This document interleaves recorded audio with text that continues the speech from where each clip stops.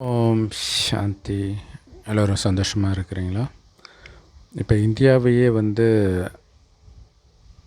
ஒரு கொலை மிரட்டிட்டு இருக்குதுன்னு தான் சொல்லணும். ஸோ அது என்ன அப்படின்னா, முஸ்கன் அப்படிங்கிற ஒரு சகோதரி, அவங்க ஒரு 2016 லவ் மேரேஜ் பண்ணுறாங்க.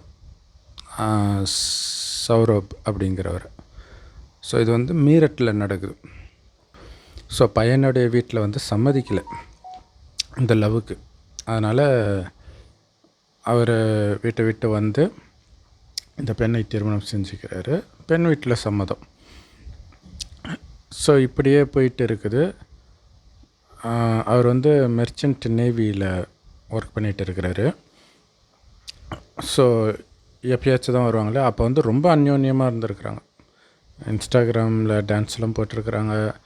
அந்த டைமில் அவர் கல்யாணம் ஆன டைமில் லீவ் போட்டு இங்கேயே இவங்க ஒய்ஃப் கூடவே ரொம்ப நாள் டைம் ஸ்பெண்ட் பண்ணியிருக்கிறார்.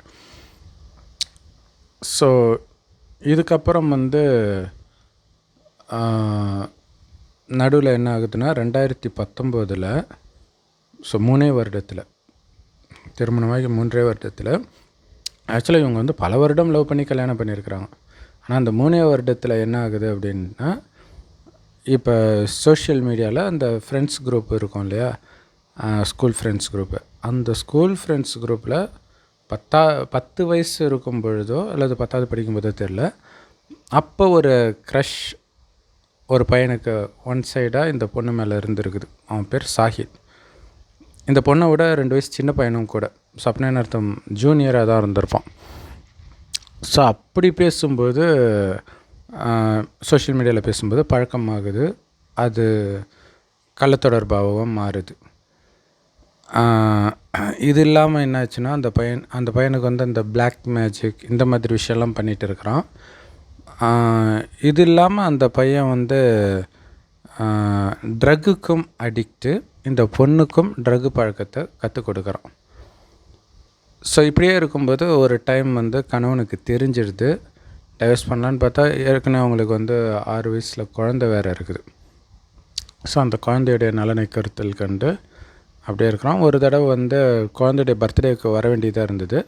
ஸோ மனைவியுடைய பர்த்டேக்கு சர்ப்ரைஸ் கொடுக்கலாம் அப்படின்னு வந்திருக்கிறாங்க. ஆனால் அதுக்கு முன்னாடியே மனைவியும் இந்த கள்ளக்காதலனும் சேர்ந்து கணவனை காலி பண்ணுறதுக்காக பல மாதமாக பிளான் போட்டுட்டு இருக்கிறாங்க.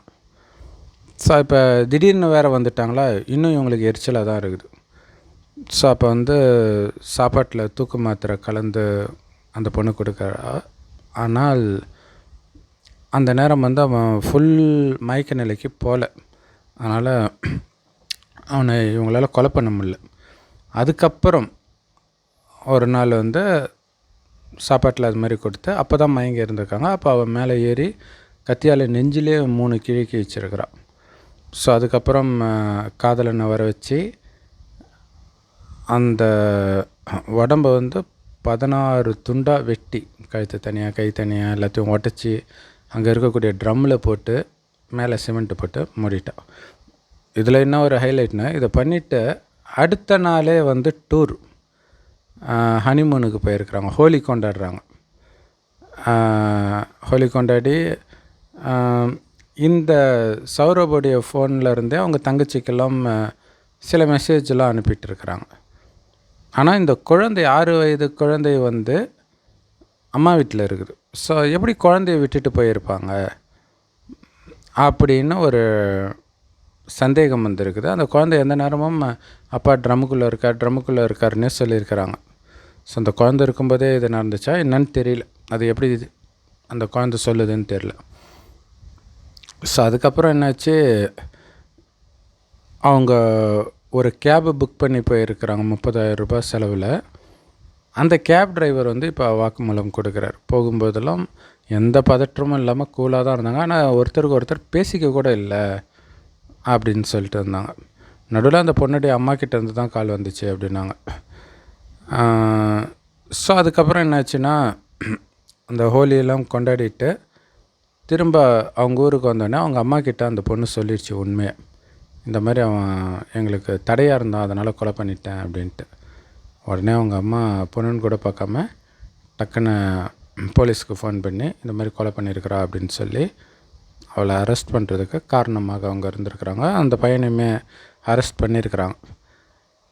அரெஸ்ட் பண்ண பிறகு அந்த பொண்ணுடைய அம்மா சொல்கிறது என்னென்னா, எனக்கு இவ மட்டும் மகள் இல்லை, அந்த என்னுடைய மருமகன் கூட எனக்கு மகன்தான். ஏன்னா இவளுக்காகவே தன் அப்பா அம்மாவெல்லாம் உதறி தள்ளிட்டு வந்திருக்கிறான். அவனை போய் இந்த பொண்ணு இப்படி பண்ணியிருக்கிறா, உச்சபட்ச தண்டனை கிடைக்கணும் அப்படின்னு அந்த பொண்ணுடைய அம்மாவும் சொல்கிறாங்க, அப்பாவும் சொல்கிறாங்க. ஸோ இப்போ ஜெயிலில் போன பிறகு பார்த்திங்கன்னா, எங்கள் 2 பேரும் ஒரே ஜெயிலில் போடுங்க அப்படின்னு சொல்லி அங்கே போராட்டம். இங்கே ஒரு கொலை பண்ணிட்டு வந்திருக்கிறோம், அந்த குற்றமான பன்மை எதுவுமே இல்லை. அப்புறம் அங்கே போய் பார்த்திங்கன்னா 2 பேருக்குமே எனக்கு கஞ்சா கொடுங்க சாப்பாடெல்லாம் சாப்பிடாம அப்படி ஒரு டெரராகவே பிஹேவ் பண்ணி இருக்கிறாங்க. ஸோ அந்தளவுக்கு பயங்கர அடிக்ஷனாக இருந்திருக்கிறாங்க 2 பேருமே. ஸோ இதுதான் நடந்துகிட்டு இருக்குது. ஆனால் இதில் ஒரு முக்கியமான விஷயம், ஏன்னா இப்போ நம்ம தினம் இந்த கலத்தொடர்புனால் நடக்கிற கொலையெல்லாம் தினசரி நியூஸாக இப்போ மாறிடுச்சு. ஆனால் இங்கே இந்த விஷயத்தில் சில முக்கியமான விஷயங்கள் நம்ம கவனிக்க வேண்டியது இருக்குது. அது என்ன அப்படின்னா, ஸ்கூல் டைமில் இந்த பையனுக்கு அந்த பொண்ணை பிடிச்சிருக்குது இல்லை, சீனியராக இருக்கிறா, அந்த பொண்ணு அழகாக இருந்திருக்கலாம், அதனால் இருக்கும். ஆனால் அது இப்போ இத்தனை வருடம் கழித்து அந்த பையன் வெளிப்படுத்துகிறான் பாருங்கள். ஸோ இதில் ரொம்ப முக்கியமான விஷயம் என்னென்னா, இந்த பூவே உனக்காக படத்தில் விஜய் சொல்வார் இல்லையா, முதல் காதல் மறையாதுங்க, எங்கேயோ ஒரு மூலையில் அது வாழ்ந்துட்டு தாங்க இருக்கும் அப்படின்ட்டு. ஸோ அந்த மாதிரி விஷயம்தான் அந்த பையனுக்கு இப்போ இது பண்ணியிருக்குது. ஏன்னா முதல் காதல் அப்படிங்கிறது ரொம்ப ரொம்ப ரொம்ப ரொம்ப ரொம்ப டேஞ்சரானது. அதுக்கப்புறம் வர்றதெல்லாம் மறக்கிறது பெரிய கஷ்டம் கிடையாது. ஆனால் முதல் காதல் மறக்கவே முடியாதுன்னே சொல்லலாம். ஏன் அப்படின்னா, ஸோ அது முன்ஜென்ம தொடர்பாக கூட இருக்கலாம். ஸோ அதனால தான் அந்த ஈர்ப்பு பயங்கரமாக இருக்கும். ஏன்னா அந்த டைமில் காமம் பற்றி கூட தெரியாது, ஏதோ அவங்கள ரொம்ப பிடிக்கும், இவங்க என்னுடையவர்கள் அப்படிங்கிற ஒரு உணர்வு இருக்கும். அது என்ன பண்ணும் அப்படின்னா,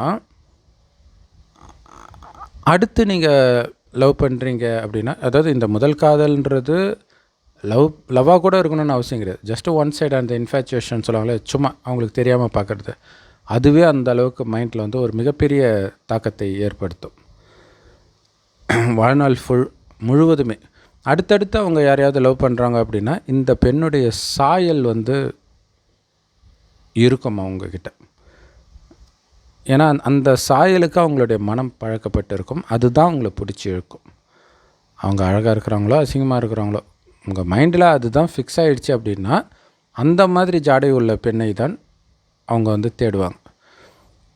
ஸோ அப்போ இன்றைக்கி இந்த சோஷியல் மீடியாலும் வந்துட்ட காரணத்தினால, ஏன்னா நேரில் பழகும்போது ஒரு மனிதன் எடுத்த உடனே ஒரு ஆண் ஒரு பெண்ணுக்கிட்ட போய் இப்படியெல்லாம் பேச மாட்டான் நேரில், ஆஃபீஸ்லேயோ அல்லது படிக்கிற இடத்துலையோ. ஆனால் ஆன்லைனில் பேசும்போது அது ஈஸியாக இருக்கும், அது ஒரு பெரிய விஷயமாக தெரியாது. சோஷியல் மீடியா வந்தது அந்த மாதிரி ஒரு விஷயத்தை ஏற்படுத்திச்சு. ஸோ அது கூட ஒரு காரணமாக இருக்கும். இந்த பையன் சீனியர் பொண்ணாக இருந்தாலும், அந்த பொண்ணுக்கு கல்யாணமே ஆகி இருந்தாலும், அந்த பெண்கிட்ட இவன் தப்பாக பேசி தவறான தொடர்பும் உருவாகி இருக்குது. அடுத்தது கஞ்சா, ஒருத்தரை பிடிக்குது. அது இல்லாமல் இவங்களுக்குள்ளே திருமணமாகி ஏதாவது பிரச்சனை இருக்கும் கணவன் மனைவிக்குள்ளே.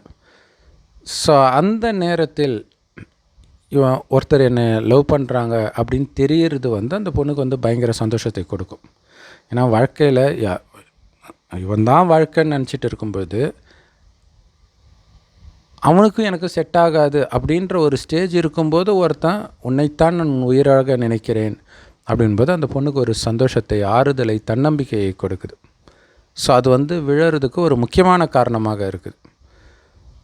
ஸோ அப்படி விழும்போது, எனக்காகவே ஒருத்தன் வாழறான்னா அவனை சந்தோஷப்படுத்த நான் எது வேணாலும் பண்ண தயார். ஸோ அது ஒரு முக்கியமான காரணமாக இருக்கலாம். இந்த மாதிரி ட்ரக்குக்கு கூட அந்த பொண்ணு நோ சொல்லாமல் அதில் விழுந்ததுக்கு. அடுத்தடுத்து என்ன ஆகும் அப்படின்னா, அந்த முதல் காதல் எப்படி ஒரு மிகப்பெரிய டேஞ்சர், மிகப்பெரிய போதையோ, கள்ளக்காதலும் அப்படித்தான். முதல் காதலே கள்ளக்காதலாக வரும்போது அதோடைய பவர் பயங்கரமாக இருக்கும்.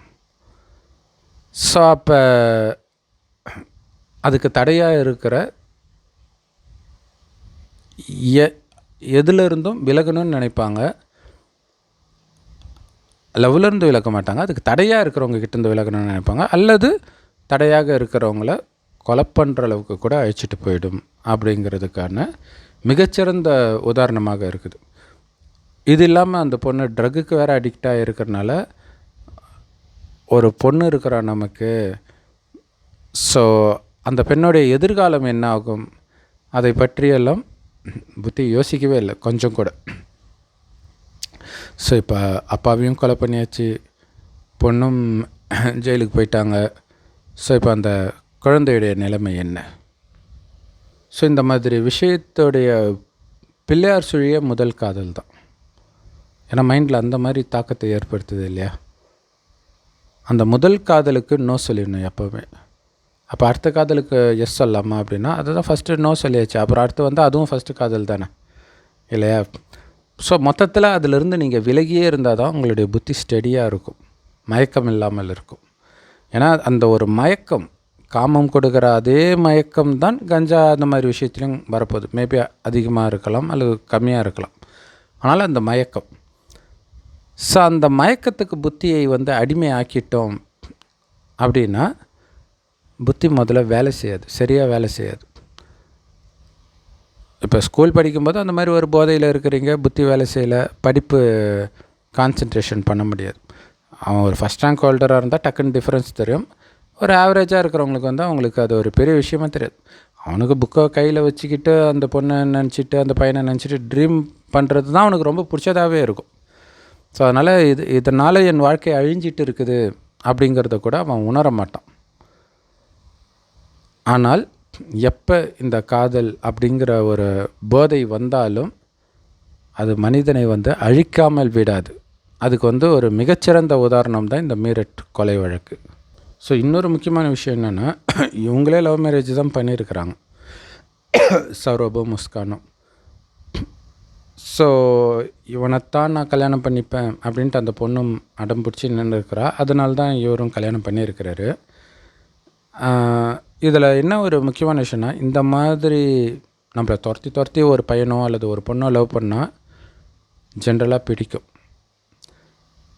ஆனால் நம்ம கவனிக்காத விடுற விஷயம் என்னென்னா, அது உண்மையிலே ஒரு மனநோயின் அறிகுறி. அது என்ன மனநோயின் அறிகுறினா, நான் ஆசைப்பட்டால் அதை அடைஞ்சே தீருவேன்னு அர்த்தம். அது இல்லைன்னா சின்ன வயசுலேயே எப்படி லவ்லாம் சொல்லுவாங்க இல்லையா?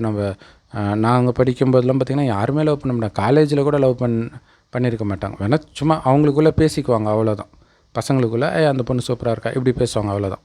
அதேமாரி எங்கேயோ ஒரு இடத்துல லவ்னு இருக்கும். அது நமக்கு கிளியராகவே தெரியும் அவங்க மனநோய் தான் அப்படின்ட்டு.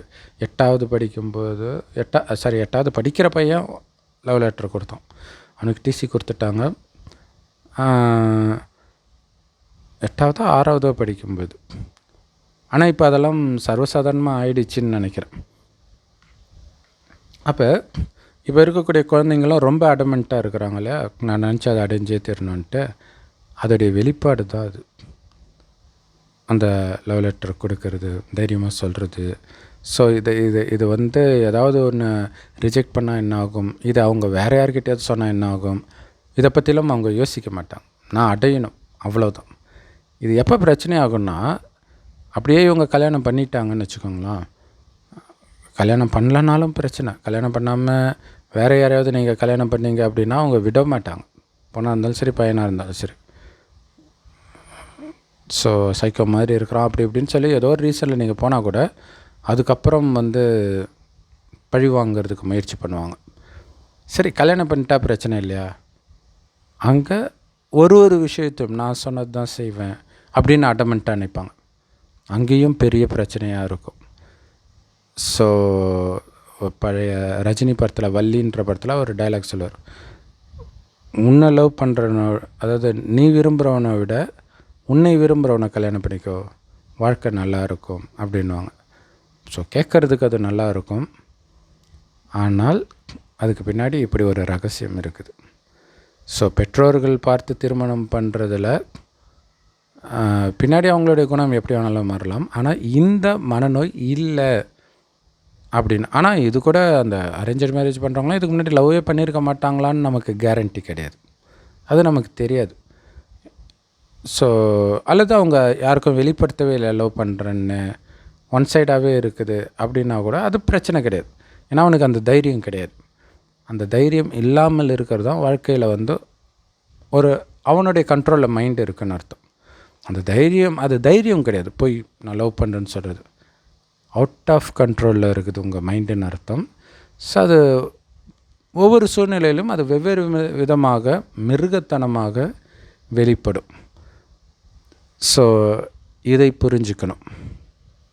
ஸோ அந்த பொண்ணு கள்ளத்தொடர்பில் இருக்கிறான்னு தெரிந்தே இவர் ஒன்றாவே இருக்கிறார் இல்லையா ஹஸ்பண்டு.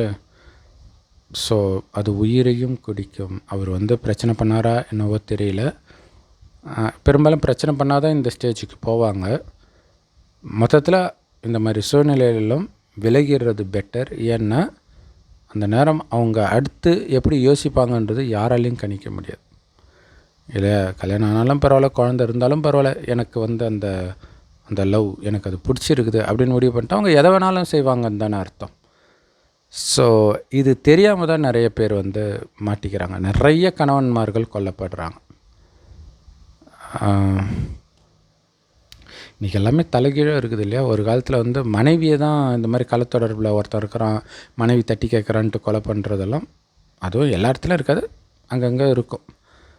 ஆனால் கணவனை கொலை பண்ணுறாங்க அப்படிங்கிறது இன்றைக்கி தினசரி நியூஸாக மாறிடுச்சு. எல்லாமே அப்படியே உலகமே அப்படியே ரிவர்ஸாக மாறுறதை நம்ம பார்க்குறோம். ஆச்சரியமாக இருக்குது. பெண்ணே கிடைக்க மாட்டுறாங்க அப்படின்னு சொல்லிகிட்டு இருப்பாங்க. சைனாவில் பார்த்திங்கன்னா பையன் கிடைக்க மாட்டுறாங்க அப்படின்ட்டு ஒரு மேரேஜ் மேட்ச் மேக்கிங் ஈவெண்ட் ஒன்று கண்டக்ட் பண்ணுறாங்க. அதில் பசங்களுக்கு முற்றிலும் இலவசம் அதில் கலந்துக்க. பொண்ணுங்களுக்கு $550 ஏதோ, அதாவது நம்ம இந்திய மதிப்புப்படி ஒரு 40,000 வரும்னு நினைக்கிறேன். பார்த்தா பெண்கள் ஒரு 100 பேர் வந்தாங்க, ஒரு பையன் கூட வரல. ஸோ இது யாராவது நினச்சி பார்த்துருப்போமா? இன்னொரு விஷயம் என்னென்னா, அங்கே ஆண்கள் தான் டவுரி கொடுப்பாங்களாம் பெண்ணுக்கு. முஸ்லீம் மதத்துலேயும் அப்படி சொல்லுவாங்க, மெஹர்னு. ஸோ சைனீஸில் இப்படி ஒரு பழக்கம் இருக்குது. ஆண் டவுரியும் கொடுக்கணும், அவனுக்கு சொந்த வீடும் இருக்கணும், ஒரு காரும் இருக்கணும். ஸோ இதெல்லாம் டிமாண்ட் பொண்ணுக்கு. ஆனால் இப்போ அந்த டிமாண்டை பெண்கள் குறைக்க தயாராக இருக்கிறாங்க, ஆனால் ஆள் கிடைக்க மாட்டுறாங்க. அதில் சொல்லுவாங்க, ஒரு பணக்கார பெண்களுக்கு அவங்களுக்கு ஈக்குவலான ஆண் கிடைக்க மாட்டுறாங்க, அதனால் அவங்க சிங்கிளாக இருக்கிறாங்க. அதே மாதிரி ரொம்ப ஏழையாக இருக்கிற ஆண்கள் அவங்களுக்கு ஈக்குவலாக பெண்களும் கிடைக்க மாட்டுறாங்க, ஏன்னா அவங்களுக்கு முதல்ல வருமானமும் கிடையாது. அப்போ இவங்க 2 பேர் சேர்ந்து கல்யாணம் பண்ணிட்டாங்கன்னா பொண்ணு பையன் கிடச்ச மாதிரி இருக்கும், ஆனால் சேர மாட்டாங்க. ஏன்னா அது சொசைட்டி நார்ம்ஸ்னு ஒன்று இருக்குது இல்லையா. ஸோ பணக்காரர்களை தான் திருமணம் பண்ண விரும்புவாங்க. இதில் என்னென்னா, சரி அப்போ பசங்க என்னன்னாங்க, பொண்ணுங்களுக்கு கல்யாணம் ஆகலை, பணக்கார பெண்களுக்கு கல்யாணம் ஆகாது, 37 வயசு ஆகுது. பணக்கார ஆண்கள் தான் அவங்களுக்கு மேட்ச்சு, ஆனால் பணக்கார ஆண்கள் அவங்கள கண்டுக்க மாட்டாங்க. ஏன்னா அவன்கிட்ட பணம் இருக்குது, அவன் நினச்சா சின்ன பொண்ணே கிடைப்பாங்க. அப்புறம் எதுக்கு அவன் 37-38 வயசு பார்ட்டியை கல்யாணம் பண்ணிக்கணும். ஸோ இப்படியும் உலகத்தில் நடக்குது. ஓம் சாந்தி. தேங்க்ஸ் ஃபார் வாட்சிங்.